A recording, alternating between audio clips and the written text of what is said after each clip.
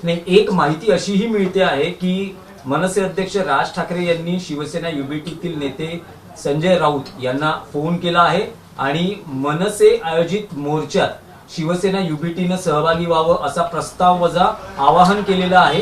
मराठी माणसाची एकजूट मोर्चात दिसावी, दोन मोर्चे नकोत, हिंदी भाषा सक्तीच्या विरोधात अशी राज ठाकरेंची भूमिका आहे असंही कळतंय। मला असं वाटतं की आणि ती योग्य भूमिका आहे जर साहेबांनी अशी भूमिका घेतली असेल की दोन मोर्चे नकोत, कारण शेवट मराठी माणसाची एकजूट ही दिसली पाहिजे तिकडे, ही आमची ठाम भूमिका आहे त्याच्यामध्ये।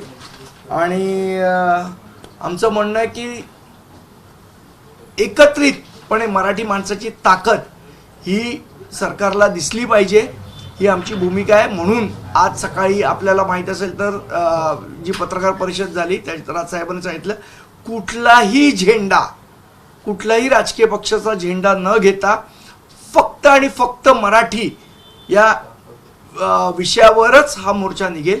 ह्याच्यामध्ये कुठलाही राजकीय अभिनिवेश नसेल।